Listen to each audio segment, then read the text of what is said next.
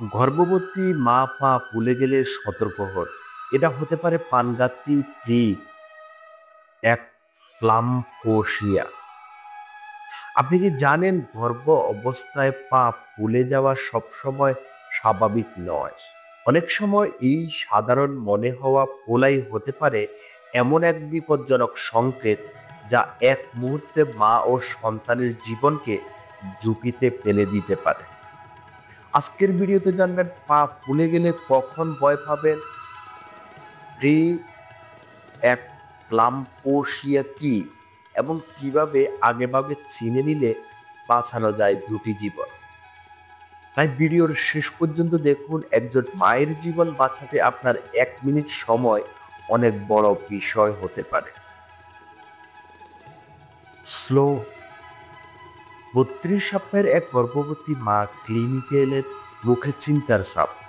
Doctor, আমার পা ফুলে গেছে, মাঝে মাঝে হাতও ফুলে যায়, এটা কি স্বাভাবিক? ডাক্তার প্রথমে ভাবলেন হয়তো সাধারণ গর্ভকালীন ফোলা, কিন্তু রক্তচাপ মাপতেই চমকে গেলেন। 160 থেকে 100, আর ইউরিন টেস্টে দেখা গেল প্রোটিন পজিটিভ। এই ফলাফলে জানিয়ে দিল এটা কোনো সাধারণ ফোলা নয়, এটা প্রি একপ্লাম্পোসিয়া। তাহলে প্রি একপ্লাম্পোসিয়া আসলে কি? এটি এমন একটি গর্ভকালীন জটিলতা যেখানে রক্তচাপ অস্বাভাবিকভাবে বেড়ে যায়। 2 নাম্বার হলো কিডনি থেকে প্রোটিন লিক হয়ে যায়। 3 নাম্বার হলো এবং শরীরে ফোলা দেখা দেয়। পা, হাত, মুখ, এমনকি পুরো শরীর ফোলা দেখা দেয়। এটি গর্ভ অবস্থায় দ্বিতীয়ার্ধে দেখা দিতে পারে এবং দ্রুত চিকিৎসা না পেলে মা ও শিশুর জন্য ভয়াবহ পরিণতি ঘটতে পারে।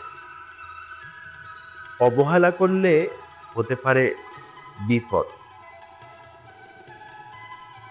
তাহলে অবহেলা করলে কি হতে পারে জানেন? 1 নম্বরে আছে তীব্র খিঁচুনি, একপ্লাম্পোসিয়া। 2 নম্বরে আছে কিডনি বা লিভারের ক্ষতি। 3 নম্বরে আছে অকাল প্রসব বা শিশুর মৃত্যু। 4 নম্বরে আছে এমনকি মায়ের জীবন ও ঝুঁকির মধ্যে পড়ে যেতে পারে।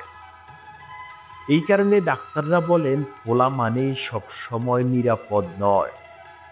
যেসব লক্ষণ অবহেলা করবেন না। 1 নম্বরে আছে হঠাৎ বা দ্রুত বাড়তে থাকা পা, হাত বা মুখের ফোলা। 2 নম্বরে আছে চোখে ঝাপসা দেখা বা আলোর দাগ দেখা। 3 নম্বরে আছে তীব্র মাথা ব্যথা। 4 নাম্বার আছে উপরের পেটে ব্যথা। 5 নাম্বারে আছে রক্তচাপ বেশি থাকা। এই লক্ষণগুলো দেখলে দেরি না করে হাসপাতালে যান। নিয়মিত অ্যাটেনশন চেক আপ করুন। লবণ ও তৈলাক্ত খাবার কমান। পর্যাপ্ত পানি পান করুন। মানসিক চাপ ও অতিরিক্ত ক্লান্তি এড়িয়ে চলুন। ডাক্তারের দেওয়া ওষুধ নিয়মিত গ্রহণ করুন। মনে রাখবেন ফোলা সবসময় নির্দোষ নয়। আপনার শরীরের সংকেতকে অবহেলা করবেন না, কারণ আপনার সুস্থতাই আপনার সন্তানের নিরাপত্তা। যদি ভিডিওটি উপকারী মনে হয়, একজন হবু মাকে পাঠিয়ে দিন, হয়তো তার জীবনটাই বাঁচতে পারে। সবাই ভালো থাকবেন, সুস্থ থাকবেন। আল্লাহ হাফেজ।